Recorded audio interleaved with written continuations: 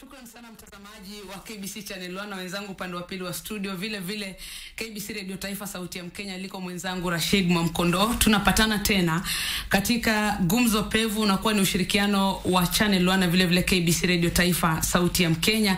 Leo pia tutapiga siasa, tutaangazia masuala ambayo yanatuhusu na hasa uchumi wa taifa letu, na tutakuwa tunakueleza basi ni uchumi upande upi, ama ukipenda leo tunaangazia masuala ya uchumi samawati. Je, haya yanahusu vipi ama yanahusu kitu gani? Andamana nasi na utupatie maswali yako kupitia mitandao ya kijamii kwenye Facebook KBC Radio Taifa Sauti ya Mkenya, KBC Channel 1 na vile vile kupitia mitandao yetu ya X. Msikilizaji na mtazamaji, uchumi samawati wa Kenya unaibuka kuwa sekta muhimu sana karibu na maendeleo ya taifa hili, huku serikali ikilenga kuongeza mapato yake hadi shilingi bilioni 120 kila mwaka kufikia mwaka 2026. Kwa sasa sekta hii inachangia takriban shilingi bilioni 37.6 kwa pato la taifa, ama ukipenda GDP. Miongoni mwa miradi inayoendelezwa ni ujenzi wa bandari ya samaki ya Shimoni katika kaunti ya Kwale, ambayo pia inatarajiwa kuongeza uwezo wa kuhifadhi samaki pamoja na kuzalisha nafasi zingine nyingi za ajira. Na pia kuna uwekezaji mkubwa katika miundo mbinu ya uvuvi katika ziwa Victoria ili kuongeza uzalishaji na thamani ya mazao ya samaki. Mtazamaji na msikilizaji, hata hivyo kuna changamoto kama vile uvuvi kupita kiasi, mabadiliko ya tabia nchi, ukosefu wa miundo mbinu bora na matatizo ya usimamizi. Na ili kukabiliana na haya, serikali inashirikiana na mashirika ya kimataifa kama vile Muungano wa Ulaya, ukipenda EU, na China ili kuimarisha usalama wa baharini na kujenga uwezo wetu kitaifa. Tunapokaribia kusherehekea siku ya Madaraka ambayo ni tarehe 1 Juni yenye kauli mbiu uchumi wa samawati na masuala ya baharini, kuna msisitizo mkubwa pia wa kuongeza uwekezaji na kuhakikisha maendeleo endelevu ya sekta hii muhimu kwa uchumi wetu wa Kenya. Na ili kuelewa zaidi kuhusiana na uchumi samawati, msikilizaji na mtazamaji, basi studioni tunaye katibu katika idara ya uchumi samawati na uvuvi, Bi Betsy Njagi, ambaye anaenda kutusaidia kuelewa masuala haya kwa kina. Karibu sana mheshimiwa. Asante sana. Nangangana sana na jina lako, karibu nikuite Betty. Mara nyingi hapo kwa Betsy yatatiza, lakini karibu. Lakini umesema visawa kabisa. Nimesema vizuri, Betsy Njagi. Yes. Asante. Mheshimiwa, labda tusaidie kuelewa tu tunapoanza majadiliano haya. Wakati tunazungumzia uchumi samawati, kuna wale wana maswali, kwanza mnazungumzia mambo gani kabla hujaingia katika kina cha haya majadiliano? Ya kwanza ni kusema asante sana kwa kutukaribisha hapa Radio Taifa. Tunashukuru sana. Na kwa majina umesema vizuri, naitwa Betsy Njagi. Mimi ndio katibu mkuu katika idara ya uchumi samawati na mambo ya uvuvi. Ya kwanza, uchumi samawati ni uchumi yote ambayo inaendelea kwa maziwa zetu, kwa mito, kwa dams, kwa rivers, kwa ocean. Hiyo yote ndio uchumi samawati. Ukuwa ni uvuvi, masuala ya bahari ambayo ni water transport, ukuwa ni tourism, sports, anything ambayo inaendelea kwa bahari yetu ama kwa lakes ama kwa rivers, hiyo ndio uchumi samawati. Yes, hiyo ndio economy around your space yetu. Hiyo ndio uchumi samawati. Okay. Yes. Manake kuna watu tayari walikuwa sasa hii mambo mara mnatuambia uchumi blue, lakini tunajua mengi Kiswahili kingi tunaiga kutoka kwa wenzetu wa Tanzania. Ni kweli. Asante. Kwa hivyo mambo ya baharini, mambo ya tukiangalia maziwa, hizo ni lakes. Yes. Yani chochote ambacho water bodies katika nchi yetu. Exactly. Naam. Yes. Asante. Shukrani sana. Na tukiingia katika mjadala wetu wa siku ya leo, tunajua kwamba serikali ina malengo yake, na moja yao kwamba pia mnalenga kuongeza mapato ya uchumi samawati kutoka shilingi bilioni 37.6 za sasa hadi bilioni 120 kufikia mwaka 2026. Jamani, inawezekana? Na iwapo inawezekana, basi mikakati ipi mmeweka kuhakikisha kwamba tunafika pale? Ya kwanza ni ukweli inawezekana, kwa sababu saa zile rais wetu Daktari William Ruto alipoenda kaunti zote za Lake Victoria na kaunti za Indian Ocean, aliketi na wavuvi chini, akaketi na BMU units chini, na wakamueleza hii ndio changamoto ambayo tunapata kwa hii bahari, kwa hii mito zetu, na tukaweka mikakati ambayo itaweza kusaidia wavuvi, mama karanga, wenye wanatengeneza boti au wote. Na hizi mikakati nikikueleza kwa kinagaubaga, tumeweza kutengeneza zile landing sites ambazo ziko na vifaa za kuwekeza samaki wamama wanaweza uza samaki hapo. Tumetengeneza 8 katika Lake Victoria na pia Indian Ocean. Na sasa tunatengeneza zingine 15 ambayo itagharimu serikali ya Kenya Kwanza shilingi bilioni 2. Hizi vifaa zitakuwa na ice making machines za kutoa barafu, kutakuwa na cold storage ambayo tunaweza hifadhia samaki, kutakuwa na mahali wanaweza uzia samaki, kutakuwa na mahali ambayo wanaweza tengeneza maji, kwa sababu saa zingine ukiangalia ile maji yenye iko kwa bahari na maji iko kwa ziwa, hiyo si maji ambayo wanaweza kunywa. So hizo vifaa zinafanya ile water desalination. Na pia kuna solar system, kwa sababu saa zingine kuna changamoto ya power. So hiyo solar system itaweza kuwapatia alternative ya kuensure that kuna power kwa hizo vifaa. Ya pili ambayo tumeweza kufanya ni kuwasaidia na maboti ndogo ndogo za wale wavuvi wadogo. Tumeweza kuwapatia boti 123 katika eneo ya bahari. Hizo boti zitaweza kuwasaidia at least kwenda kuvua, lakini serikali hii imeweza sasa kutenga pesa shilingi milioni 6 ambayo itaweza kuwasaidia na boti kubwa ambazo wanaweza enda kufanya ile deep sea fishing. Na hiyo deep sea fishing wanaweza enda hata siku 10, waende watu kama 7, watu 10, na wakae hapo at least for 7 nights ama 10 nights, 7 to 10 nights, waweze kuvua na walete vifaa zao. Hizo boats zitakuwa na pia hiyo cold storage, mahali wanaweza kaa, mahali wanaweza pumzika. Kwa sababu ukiangalia wavuvi wetu hawajaweza kufanya uvuvi kwa ile kiwango ya juu. Wanafanya ile kidogo ya kuchukua ya leo, inaenda inaharibika. Alafu wanapatia familia, maybe wanakula moja samaki moja, ingine wanauza. So unaona hatuwezi empower wavuvi. Lakini through the State Department tuweza kupanga mikakati ambayo itaweza kusaidia wavuvi. So ukiangalia hizo cold storage facilities ambazo tunajenga, already 5 zinajengwa upande wa Coast Region. Kuna Moepe in Kwale, kuna Kilifi Central in Kilifi, kuna Mkoa in Lamu, Kipini in Tana River, alafu pia kuna Kidongo in Mombasa County. Ukiangalia hizo eneo zote, hizo cold facilities zinatumia karibu bilioni 1.5. Hizo facilities zinasaidia wavuvi. Ukiangalia hizi wa Victoria nayo tunajenga 10. Ukiangalia Kisumu kuna Asat na Ogal landing site, kuna Siaya kuna Wichlum na Sembo Bay, Oma Bay kuna Wakula, Mainuga na Janthiwa, alafu Bumbe in Busia na Gotkachola na Muru Bay in Migori County. Hizo vifaa zote pia zinatumia shilingi bilioni 1.5. Sasa hizi interventions ndizo rais alipromise wananchi wa Lake Victoria, wananchi wa Coastal Region, na akawaeleza hawa wavuvi tutawasupport ili kuinua uchumi yao, ili waache kuenda kuvua samaki inaharibika, hawana mahali ya kuhifadhi samaki, hawana mahali ya kuuzia. Na pia ukiangalia pia kuna masoko tunajenga Coast Region, kuna masoko pia tunajenga ile ziwa. Umeeleza vizuri, manake mambo mawili huwa yanajitokeza sana, ijapo kwa huyu ambaye tunamtaja kwa mfano kama mvuvi.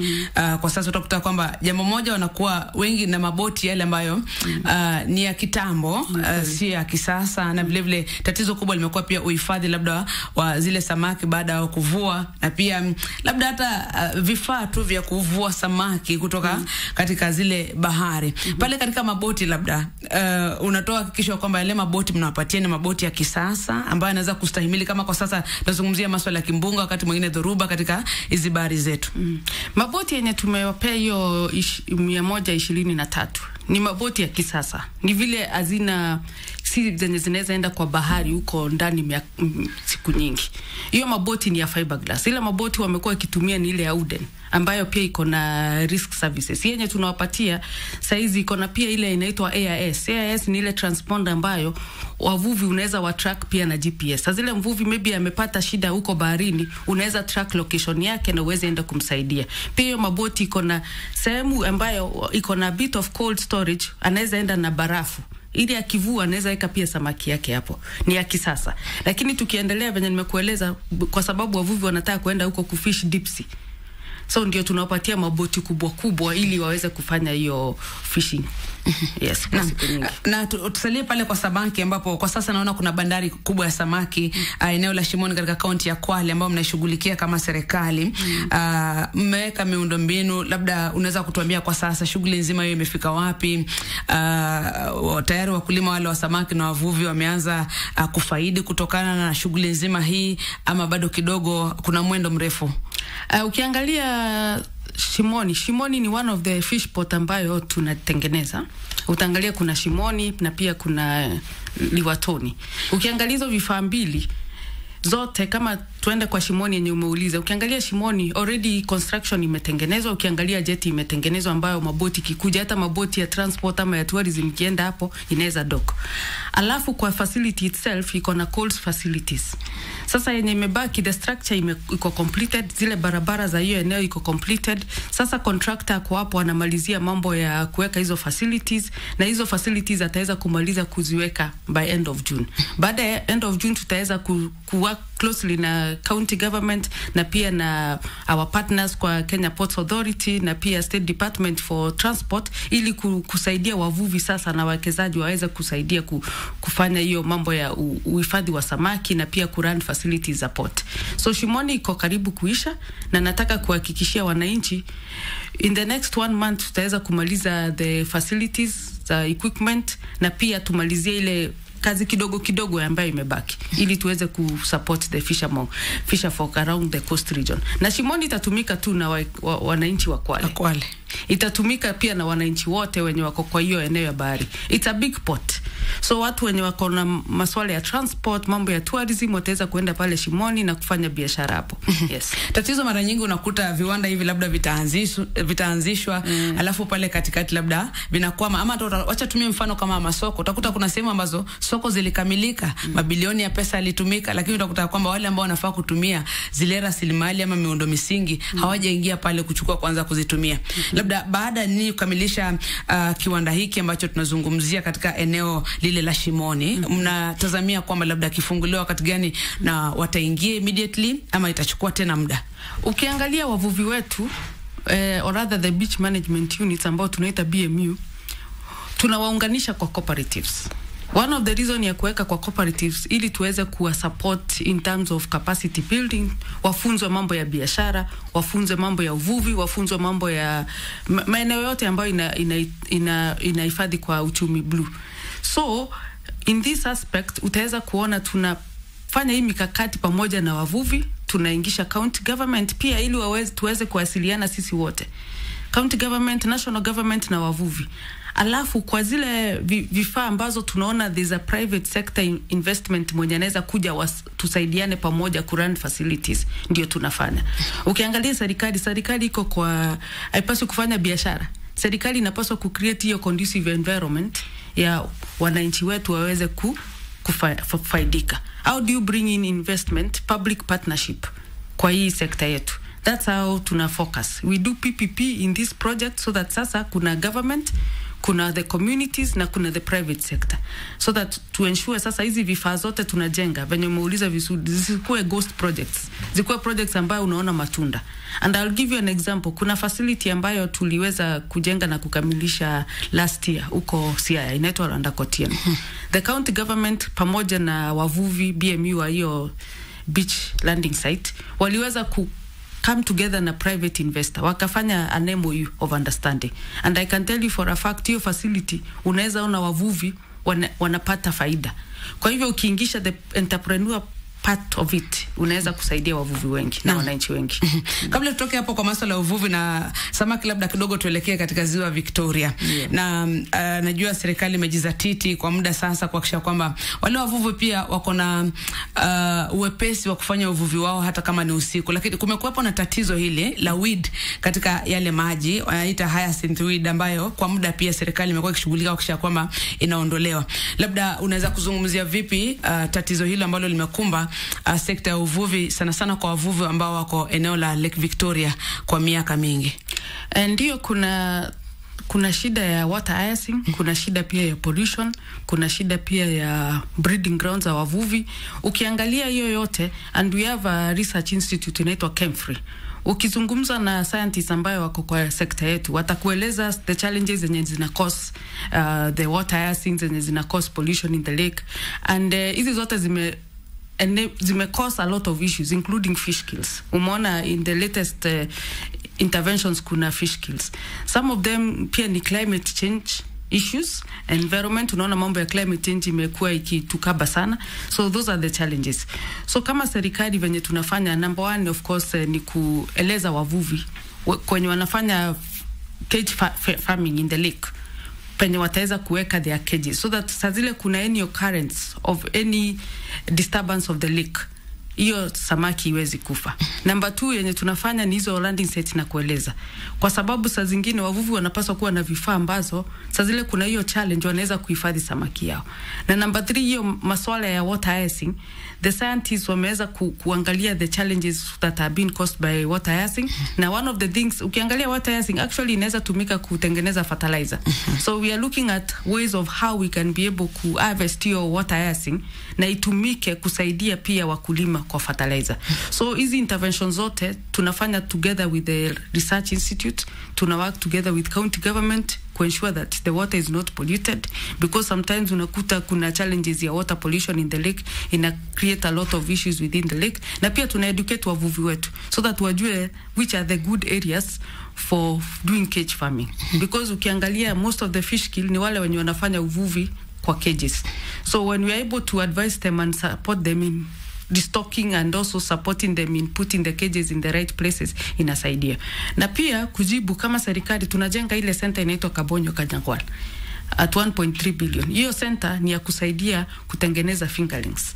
Hiyo fingerlings or rather the seed tutaweza kutengeneza at least 7 million fingerlings kwa per quarter. Hii itasaidia pia wavuvi in the restocking of the lake na pia in the protection of also the breeding ground, so that wavuvi wasiende kuvua saa zile kuna ile area iko na kuna uzazi wa samaki. So those are the things tunafanya. Na pia ya mwisho ni kuwapatia the right nets. Some of the challenges wana face, wanatumia the wrong nets, na pia unasikia wana complain hizi nets zina haribu bahari, zinachukua samaki wadogo. So tunawa support ku educate in the right nets so that at least tuweze ku sustain our lake. Kwa hivyo mnaeleza kuhusu neti nzuri, lakini pia mnawapa hizo neti. Wanaweza tuambia ndio wametuambia, lakini mnawapa hizo neti. Kesho tufuate Homa Bay. Nitakuwa na Homa Bay, nitafuatilia kuona kama hizo neti. Kupeana net.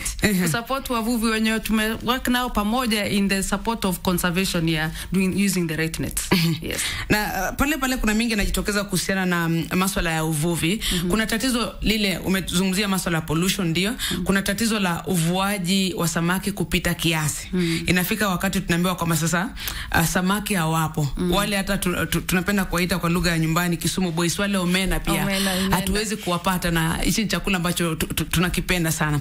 Labda kama idara ni yapi ambao mnafanya kuhakikisha kwamba angalau kwamba hatutakuwa na wakati tunasema sasa hatuna samaki, hatuna omena, kwamba kuna ule uendelevu, sustainability katika masuala ya uvuvi kila wakati kwamba kuna samaki.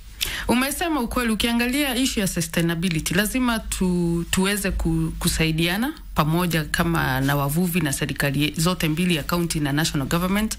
Na one of the interventions tunafanya ili kuensure tumeprotect hizo breeding grounds za omena, za tilapia na elpach ni kuwa support na pia cage farming ama aquaculture. Serikali yetu tumeweza kutenga shilingi milioni 359 ambayo tuna support wavuvi na cages, 109 cages across the 5 riparian counties. Hata kesho Homa Bay, ukikuja Homa Bay utaona tunapatia vikundi za wavuvi or rather BMUs around 15 cages in Homa Bay County. These cages tutaweza kuwapatia alternative solution ya kufanya uvuvi. Ili mvuvi si kila saa anafanya ile uvuvi ya capture. Unajua ukipatia mvuvi, huwezi ambia mvuvi usifanye uvuvi ama usiende baharini na umpatie alternative. Alafu atakula nini nyumbani, atauza nini, atatengeneza vipi pesa? Kwa hivyo unampatia alternative solution.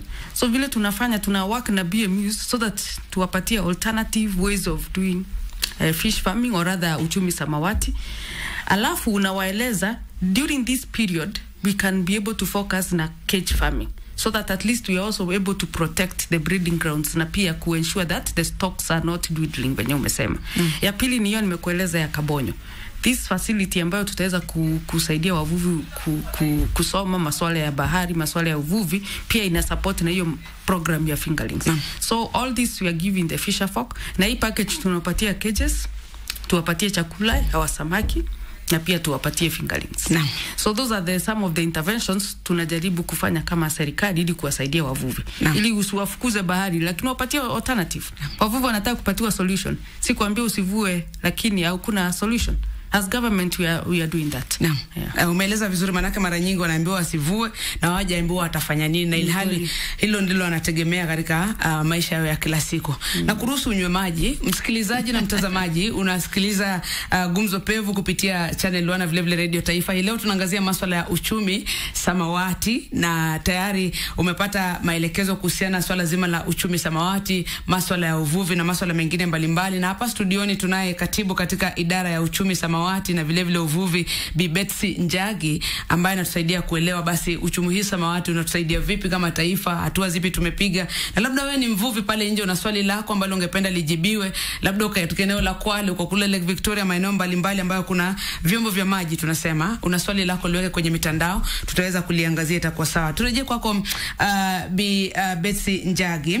Na kuna kilimo cha mwani ama tunaita seaweed sana sana katika maeneo yale ya pwani, na tumeona wakazi wengi wa pwani wakielekea upande huo sana, wakiweza kukumbatia kilimo hiki cha seaweed. Labda kama serikali, sijui mnachukulia uzito upi kilimo hiki cha seaweed, ama ni tunaweza kusema labda katika kiwango kidogo tu ambacho kwa sasa ukulima huu unafanyika, na uzito mnauweka kivipi kuhakikisha kwamba wale ambao pia wanafanya ukulima huu wanafaidi kutokana na mapato?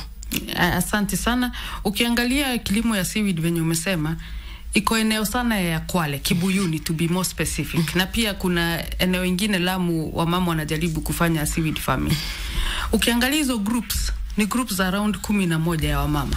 Na niko na furaha sana. Nimetembea hapo, nimekaa na wamama, wanafanya kazi mzuri sana ya seaweed farming.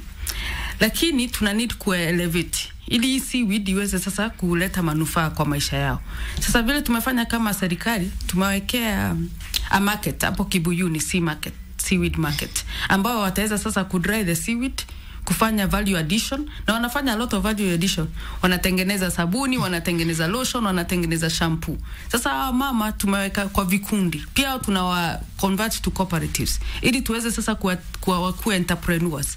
Na hii seaweed tunajaribu pia work with various governments and various international facilities kama Indonesia, pale Zanzibar, ambayo seaweed farming ni kubwa sana huko, ili tuweze kuwa link up na such entrepreneurs, so that wakifanya drying of the seaweed waweze kuipackage vizuri na waweze kufanya value addition. Hiyo value addition wanafanya, wako na sasa KEBS certificate ya kufanya hiyo value addition, and then they can be able to support each other in that group.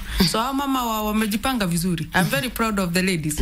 Na sasa pia because tumeona we can do seaweed farming in Lamu, pia tunataka kuendeleza sasa hiyo Lamu. Tume-identify 2 locations in Lamu ambayo tutaweza kusupport the groups there in seaweed farming. Sijawahi kuelewa kwa nini ni akina mama tunaona sana katika hii seaweed farming. sana asilimia kubwa, asilimia nafikiri karibu 90-80 kwa nini ni akina mama? Unajua, I think wase labda wanaona hiyo, wana prefer kwenda kwa bahari kwenye kuna strong winds. Lakini because kwa seaweed ina involve a lot of intervention, na wamama pia wametu-request to support them with hizo boats, fiber boats, because wanaenda farm the seaweed with ropes. So we will support them with the gears, with the ropes and everything wenye wanahitaji kwenda kufanya seaweed farming. Lakini pia tuna encourage vijana, kuna few who are doing it, but tuna encourage because ni biashara ambayo iko na manufaa sana. Yes. Wakati unazungumza na wake na mama sasa katika county ya Kwale ambao wanafanya hiki kilimo cha mwani ama seaweed, labda wanasema changamoto zao ni zipi na ni kipi ambacho wangependa kuona kitendeka? Na kando na hayo pia tusaidie kuelewa kama hadi kufikia sasa kilimo hiki tayari kimeanza kuchangia katika hili pato ambalo tunazungumzia cha shilingi bilioni 37.6 ambacho mnafaa kuongeza hadi shilingi bilioni 120 ifikiapo mwaka 2026. Ukizungumza nao mama, kwa sababu tumekutana nao, changamoto nyingi venye nakwambia ni vifaa za kwenda at least deep, kufanya seaweed farming at least deeper in the sea. Wanahitaji maboti. Ya pili wanahitaji market, kwa sababu markets zingine iko a bit local, na pia wanahitaji training ya kukua entrepreneur. How do they make this seaweed and change it into an entrepreneur skill. So those are the challenges na ndio tunajaribu kuaddress now. Na one of the things walikuwa nataka sana ni market, soko ambayo wataweza kudry hiyo seaweed waweze kuuza, na hiyo ndio tumewajengea na imeisha. Sasa in the next few months tutaweza kuenda hapo na kupatia our mama wa partnership na maybe private sector na county government ili waweze kupanga hiyo seaweed na pia kuipackage na pia kufanya value addition. Na pia venye umesema some of the challenges tuko nazo kwa hiyo sector ni ile tu ku market the seaweed farming. We are only doing 2 species. Ukiangalia kwa the seaweed fraternity ama research yenye imefanywa across the world, there are 4 species. So one of the reasons and interventions tunafanya ni kufanya kazi na pia the research institutions ili tuweze kuona how do we grow now these other 2 species so that to widen the scope. Alafu tutaweza kusaidia wananchi wetu. Na pia yes, umesema ukweli, seaweed ina contribute to the 37 billion ambayo tumeweza kutengeneza in the last financial year, but in a very small percentage. So that's why tuna need to grow the sector. That's why tunaingia Lamu ili tuweze ku grow that sector so that we can make it a more recruitive and also ensure tufanye value addition. Value addition ndio inafanya pia bei ya seaweed ipande juu. So tukiweza kufanya hizo vitu zote na hizo group zote na tuziweke into cooperatives, tutaweza kusongesha seaweed into the next level. Naam. Shukrani sana kwa hilo, na kwa sababu umegusia tayari masuala ya soko. Na kama kuna kwa pia tatizo moja sana sana hapa nchini, utakuta kwamba wakulima wamejizatiti, labda kwa sasa wavuvi wamejikaza, hawa wakulima wetu wa seaweed akina mama wamejikaza. Tatizo linakuja kuwa soko hapa nchini vile vile na katika mataifa ya nje. Kwa sasa labda hakikisho gani unaweza kusema mmeweka kama tunalo chochote cha kujivunia na kusema kwamba kuna soko labda katika swala hili, katika uvuvi, katika wakulima wa upande wa Kwale, wale wa Lake Victoria na mambo kama yale? Tuzungumzie masuala ya soko. Ukiangalia consumption ya samaki or other fish and fisheries products in Kenya, our target ni 10 kilograms per capita. Tuko 4 kilograms per capita. So hata we cannot even sustain feeding our own country. So the demand for fish na products of fish iko juu sana. Hata tujafikisha 50%. Fona tena tujafikisha hata 50%. And that's why kama serikali tunaleta these new interventions kama hizo na kueleza za cage farming in the lake. Kuna pia hiyo tunafanya pia marine. Sasa hizo kienda in the Indian Ocean region, utakuta sasa tunafanya uvuvi wa shrimp ya culture. Kuna pia marine tilapia. Unajua kuna tilapia marine waters ya salty water. So pia kuna rabbit fish, kuna many other species zenye tumefanya research na pia wavuvi wanaweza sasa kufanya farming ya hiyo. So that's how we are increasing this. Alafu pia so that we support our communities, tunajenga masoko. Nimekueleza Coast Region tunajenga Likoni, in Mombasa tunajenga Malindi Market in Malindi, in Kilifi County, na pia hiyo Kibuyuni nimekueleza wamama wenye wanafanya seaweed farming. Alafu ukiangalia kama Homa Bay, unaona kuna hiyo soko kubwa ya Homa Bay Fish Market ambayo sasa inajengwa na imekamilika. Rais ataweza kuizindua on Friday. So those are the interventions ambayo tunajaribu kusaidia pia wamama na wavuvi ili waweze kufanya facility na pia waweze kuuza bidhaa zao. Alafu pia kama serikali sasa tuna market our products pia. We have an institution inaitwa Fish Marketing Authority. Kazi yake ni kuensure wamemarket the products at the region, at the local level na pia international. So that at least watu wetu waweze kujua kuna this kind of species in our waters. So all that tuna put interventions in place to ensure inafanya. Umesema vizuri paka umezungumzia masuala ya Fish Marketing Authority. Nikitembea maeneo sana sana ya Nyanza nimekuta kwamba pia vipo vyuo ambavyo tayari vimeanza kosi ya masuala ya aquaculture, kuhakikisha kwamba pia katika uzalishaji wa masuala kama ama samaki na species mbalimbali ulivyosema inawezekana. Na vile vile tumeona katika vyuo hivyo utakuta kwamba pia kuna ile inaitwa exchange program. Wataenda kwa mataifa mengine kujifunza jinsi mambo haya yanafanyika ijapo katika masuala ya uvuvi. Labda kwa sasa unaweza kusema kwamba tayari umetaja hatuna samaki ya kutosha. We don't produce enough. Yes. So kuna samaki ambao tuna export? Yes, of course kuna species zenye hazipatikani huku kama salmon. Salmon it's not grown in Kenyan waters. iko maybe Norway and those kind of countries. Kuna mackerel, kuna there are demand of some species zenye to grow in Kenya ama ziko kwa Kenyan waters. Yes, we bring them to the country. Kwa ile yetu kwa sasa, kwa ile ambayo tunazalisha sisi. Ulisema hatuzalishi ya kutosha. Kwa sasa je, samaki wetu wanapelekwa katika soko za nje? Absolutely. Kwa import ndio nilikuwa nasema salmon. Importations ya samaki yenye zinakuja ni kama salmon and all that. Lakini sasa yenye tuna export all the species kuanzia hizo Nile perch, ukiangalia tilapia tunafanya exportation, ukiangalia all the species in the Indian Ocean, tuna like species, ukiangalia hizo crustacean na crab, shrimps, na hizo zote tunafanya export. There's a very big demand out there in European countries, in Asia countries, and hiyo yote ina contribute to also to the revenue growth in the country. So we do a lot of export of our fish and fisheries products. Ni vile Wakenya saa zingine sijui kwa nini hawapendi samaki. Tunapenda samaki tayari. Mheshimiwa mwenyewe umesema samaki wenyewe hawatoshi, wale ambao wanazalishwa hapa nchini. Lakini pia hata kwa wale ambao wanapenda, pia kuna wale watazungumzia bei hata hapa nchini. Kwa mfano, mtu ambaye atakula samaki Nairobi atakwambia kwamba Nairobi samaki bei yake iko chini kuliko mtu ambaye ataenda kwa mfano kule Dunga Beach aenda kula samaki huko. Sijui kwa nini masuala ya bei yanakuwa hivyo. And that's why nasema hii Fish Marketing Authority kazi yake sasa ni kuregulate price. Na one of the things tunafanya ni hiyo kuleta the BMU units pamoja. Wakikuja pamoja, tunaweza sasa kupanga mikakati ambayo tunasema bei ya tilapia ni bei ya exportation, ni bei ya maybe tuseme tuna ni all that. Hiyo ndio essence ya kubring now the marketing authority ili iweze kusaidia wavuvi. Na wavuvi wetu already we have 450 BMUs across the country with membership of over 100,000. Sasa wote tunakusanyisha pamoja ili tukue na one cooperative ambayo wanaweza kudictate the terms, hata pia kuweza kujiendeleza kimaisha. Tumezungumzia sana Pwani, tumezungumzia Nyanza japo katika masuala ya uvuvi, lakini hebu tutaje eneo kama kaunti ya Turkana.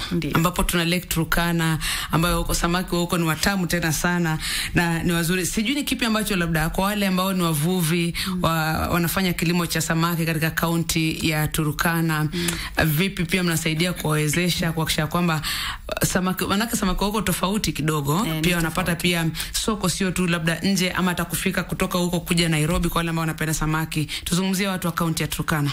Ndio, ukiangalia soko ama wananchi wa Lake Turkana ambayo ni Turkana County na Marsabit, kuna species ya samaki ambayo inaitwa mango tilapia ambayo in the West African countries it's on very high demand.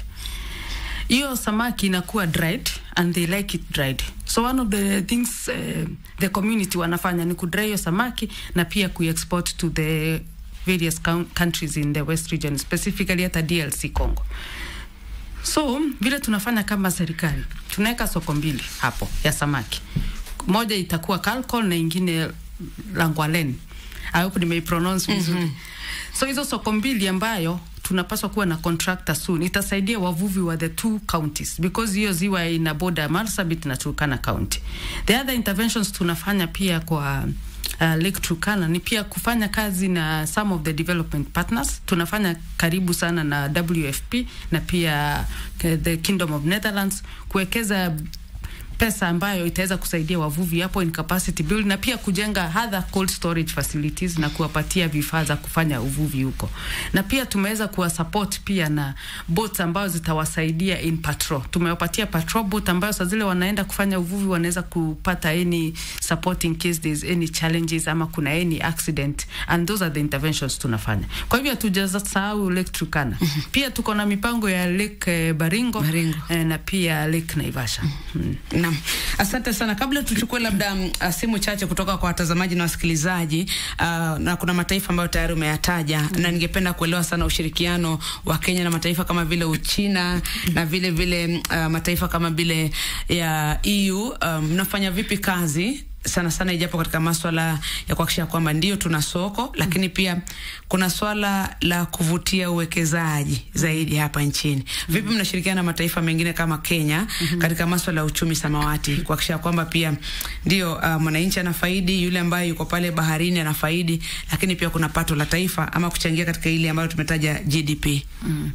Ukiangalia maeneo kama hiyo ya China, Juzi rais wetu alikuwa China na uliona one of the MOUs aliweza kusign ni ya Blue Economy MOU pamoja na serikali ya China ya commerce. So hiyo inasaidia pia in terms of biashara, in terms of investment, in terms of support. So tuko na MOU na serikali ya China ambayo inasaidia pia mambo ya blue economy in fisheries products, training, capacity building, research, hiyo yote. Pia ukiangalia EU we signed the economic agreement, the EPA agreement sometime last year July na ikapitishwa na bunge letu. One of the items kwa hiyo agreement ni masuala ya uchumi samawati na uvuvi kwa sections ambazo ni 4. Sasa vile tumefanya pamoja na EU countries, tunapanga ile inaitwa Sustainable Fisheries Plan. Hii plan ina support in all those aspects ya research, mambo ya investment, mambo ya uchumi samawati in various regions, kwa sababu we need these partnerships and we need this support because the biggest market ya hiyo marine fish ni EU market na China. So these agreements ambayo tumesign ndio zinasaidia sasa kuweza create trade na pia kufacilitate support. Ukiangalia kama EU tumepata support across the coastal region, project inaitwa Go Blue ambayo iliisha the other day. Hiyo Go Blue project imesaidia wavuvi across the 5 counties, imeweza kutupatia pia search and rescue boats ambazo zina support the blue economy space. Tuna work pamoja ku come up with the strategic plan ya blue economy and many other interventions. So hizi agreements ambayo tumesign ndizo sasa zinaweza kusaidia hiyo relationship between the two countries and to elevate the sector. Yes. Mara nyingi rais ataenda nje kama vile umesema alikuwa China juzi, mikataba itatiwa saini, alafu mwananchi sasa ubaki pale ilikuwa imetiwa saini kwa karatasi. Sasa wanataka kuona utekelezaji wake kama kufuatiliwa. Labda mkataba kama utuzungumzie mambo ya uchumi samawati kama China kwa mfano, kulikuwa na ile tunaita timelines kwa muda fulani, labda hivi ndivyo Kenya na China watafanya kazi pamoja kuhakikisha uboreshaji wa uchumi samawati. I'll give you an example. Kuna kampuni moja ambayo iko Kwale wana export anchovies in China. Hiyo imefanyika kwa sababu ya MOU. Wanabiashara wanaweza kuja sasa Kenya, wana set up a factory, tunawapatia license, wana work with their communities, they employ our communities and we create jobs employment. Kwa hivyo kwa sekta yetu, hii MOU ikisainiwa tukali tunaifanyia kazi. Hii ingine nimekueleza ya EU after the EPA agreement. Sasa tunafanya sustainable partnership agreement. Hiyo agreement sasa inaweza kuleta pesa Kenya ambayo tutaweza kusupport the economy of blue economy. So hiyo yote sisi hatujaketi. Na wakati pia hii mikataba inawekwa, mnafanya nini kuhakikisha labda haiji na ikawa to our disadvantage? Niruhusu kutumia hilo neno. Kwa mfano, upo wakati kulikuwa na kelele mingi sana kuhusiana na samaki kutoka China. Ndiyo. Ikawa kwamba sasa Kenya tuna samaki, lakini samaki ambao wamejaa sokoni samaki kutoka katika nchi ambayo ni China. Na nimetumia China kwa sababu tayari umetaja kwamba kuna mikataba ambayo ilitiwa saini huko. Wakati mikataba hii ndio inawekwa saini, nafanyaje kuhakikisha kwamba pia inafanya kwa wema wa Mkenya na pia hatupotezi ule uhalisia wa kile ambacho sisi tunazalisha kama taifa?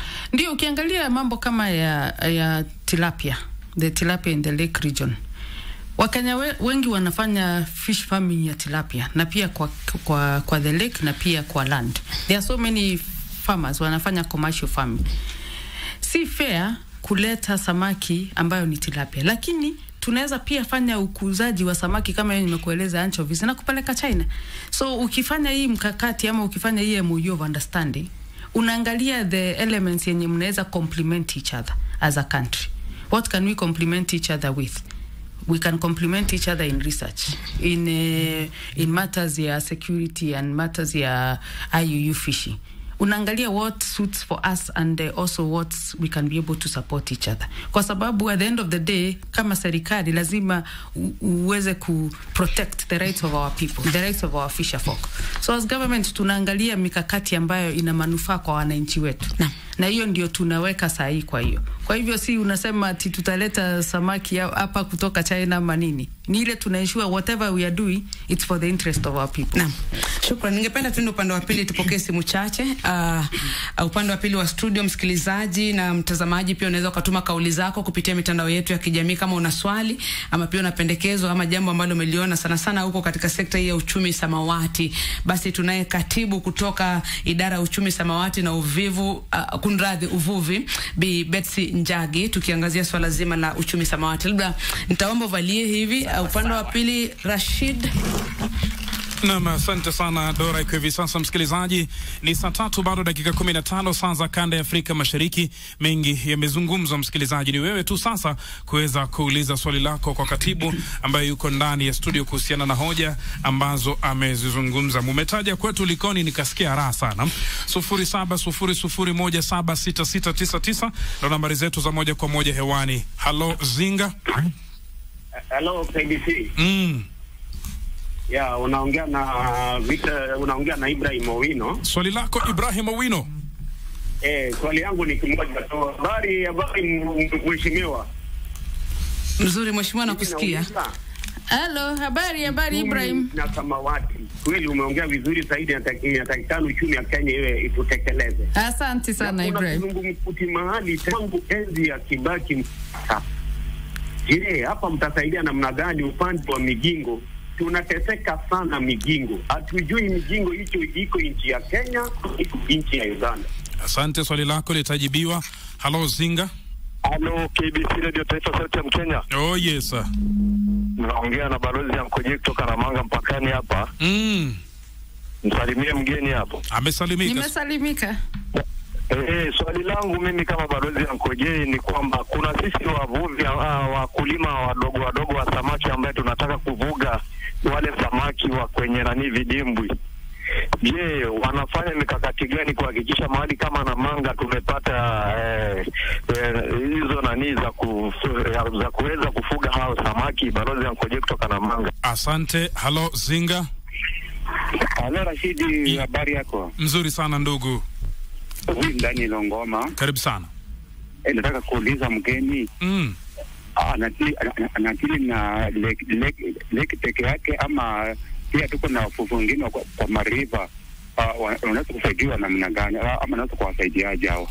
Asante. Swali la mwisho. Hello Zinga. Papa Rashidi. Yes sir. Jambo bwana. Si jambo ndugu yangu. Salama sana, mwenyekiti Ibeba huyu. Karibu sana. Salamia mkurugenzi huyo. Huyu ni katibu. Katibu, msalimie katibu, habari za kwako? Nasalimika, asante. Sasa mimi nauliza hivi. Ndio.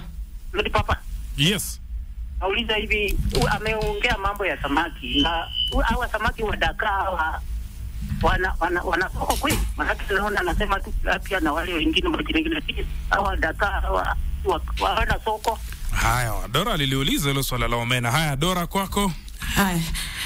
Shukran sana mwenzangu Rashid upande wa pili na msikilizaji na mtazamaji kwa maswali yenu. Naam, tunaweza kuendelea. Ni sawa katibu, sasa unaweza ukatulia. Sawa. Kidogo naambiwa kwa sekunde chache tu, kidogo pumziko fupi. Naomba katibu la sekunde ama dakika moja hivi, alafu turejee kujibu maswali yenu. Waelekezi, naomba pumziko la dakika moja. Alafu tunarejea.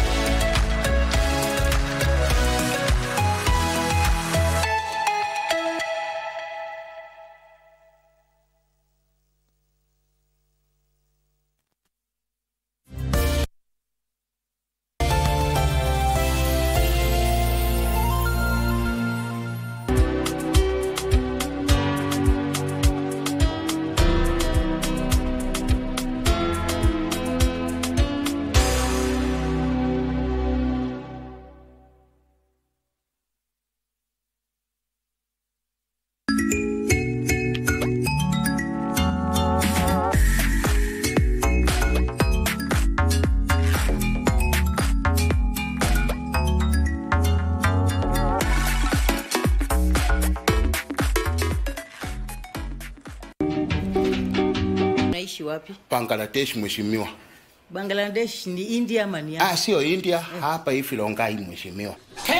KWS. Ndio. Umeshawahi kuliwa?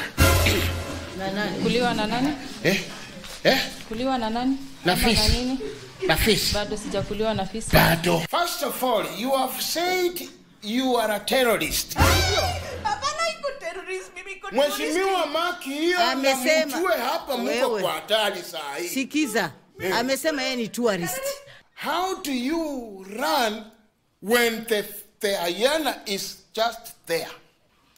How can you run? Si uongee lugha ile utaelewa. Sasa hii kizungu unangangana na tunaelewana kisungu. Hakuna kitu tunaelewana. Kwa nini wakati fisi nimeua fisi ndio mnakuja kunishika?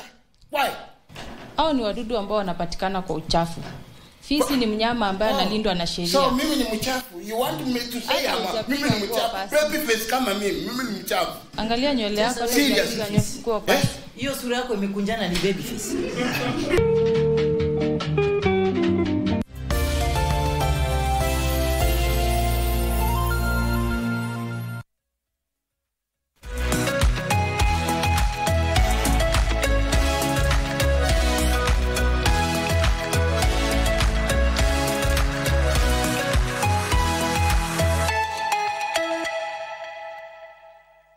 dash 00100.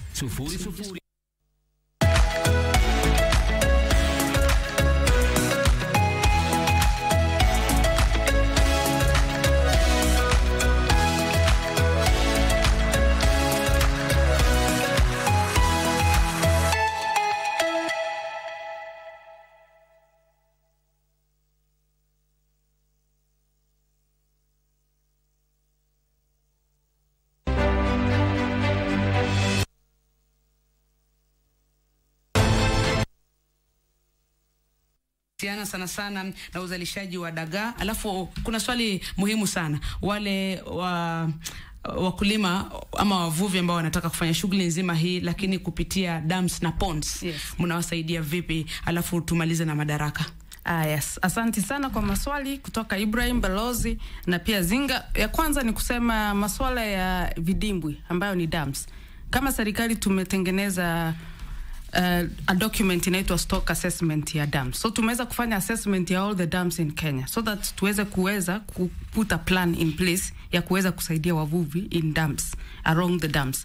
Na hii package itaweza of course kwa support na fingerlings, kwa support na chakula na pia facilities ambao wanaweza kuuzia hiyo samaki. Ya pili, ukiangalia rivers venye nilianza, rivers ni part of blue economy. Na pia tuko na program ambayo ya aquaculture ambayo tuna support pia wavuvi ambao wako along the rivers, wako in their own region kama Mount Kenya region, Central region, na chakula pia fingerlings ili waweze kufanya masuala ya samaki. Kwa hivyo we are not looking at it only kwa counties ambazo ziko na maziwa na ocean. Tunaangalia pia hizi counties zingine ambazo watu wako interested na fish farming. Na pia nimesema about the facilities ambazo tuko nazo Kabonyo yenye itaweza kufunza wavuvi. Kuna pia ile iko Kirinyaga County ambayo iko Sagana na pia ingine iko Shimoni Kwale. So all these interventions kama serikali ndio tunaweza kusupport wavuvi nayo. Naam. Na kwa kumalizia kauli mbiu ya mwaka huu kwenye sherehe za Madaraka, najua siku ya Jumapili ni kuhusiana na masuala ya uchumi samawati na masuala ya baharini. Katika kauli mbiu hii na katika this spirit, Wakenya watarajia nini katika sherehe za Madaraka? Wakenya wanatarajia kuelewa zaidi uchumi samawati. Hapo awali tulikuwa tunazungumzia masuala ya uvuvi peke yake. Saizi tuko na masuala nyingi ya uchumi samawati ambayo nimesema hapo awali kama tourism, kuna maritime transport, kuna masuala pia ya mining within the blue economy space. So na wakaribisha wa Kenya kuanzia kesho Homa Bay wakuje Homa Bay County hapo Tom Mboya University. Tutakuwa na 3 days ambayo tutaweza kuzungumzia masuala ya uchumi samawati, masuala ya uvuvi, masuala ya bahari. Wakuje hapo for the 3 days. Alafu hapo tarehe 1 ambayo umesema Madaraka Day celebrations zitakuwa kuhusu blue economy and maritime affairs. Kwa hivyo nawakaribisha Wakenya watufuate kwa mitandao, watufuate kwa KBC Channel 1 ambayo mtakuwa mkibroadcast live in the event for the 3 days, na pia kwa the initial day, the first day of blue economy activity theme on 28th tomorrow to 30th, na pia tarehe 1. Na pia rais wetu atakuwa kuzunguka hizo eneo zote za Homa Bay, Migori County and other regions ili kuangalia masuala ya uchumi samawati. Pia waziri wetu Hassan Joho tutazunguka naye pia hizo eneo zote kuangalia masuala ya uchumi samawati. Kwa hivyo karibuni sana na Mwenyezi Mungu awabariki. Naam, kwa sababu ya muda na najua kwamba katibu anahitajika mahali haraka upesi, sitaweza kuendeleza kupita hapo. Na najua umenivumilia sana kwa sababu una majukumu mbalimbali. Mtazamaji na msikilizaji, muda hautaturuhusu. Nilikuwa nimeambiwa kidogo useme jambo kwa Kiingereza kwa dakika moja kuhusiana na kile ambacho mnafanya. Lakini najua kwamba umeniomba ruhusa. Ndio. Asante. Nitarudi tena. Katibu ameomba ruhusa kwa sababu ambazo haziwezi kuepukika. Kwa hivyo mtazamaji na msikilizaji, tunakomea pale. Tumezungumzia uchumi samawati na katibu katika idara ya uchumi samawati na vile vile masuala ya uvuvi Bi Betsy Njagi, na utapata mengi zaidi kuhusu uchumi samawati katika sherehe za Madaraka, na amekukaribisha kuanzia siku ya kesho katika kaunti ya Homa Bay. Usikose kufika pale. Mengi tena zaidi utapata kuyafahamu na bila shaka itakuwa vizuri. Kwa niaba wote ambao wameshirikisha makala haya na vile vile waelekezi wangu Chisaka, Nancy na muona pia wa Moi, wapiga picha mko kwa sana. Jeff alisema nisikose kumtaja Mato na wengine. Tafadhali naomba sana msamaha kwa mandakomea hapo kwa sasa. Turejee upande wa pili wa studio. Masikio yote nchini sasa yanaelekeza kwenye Radio Taifa.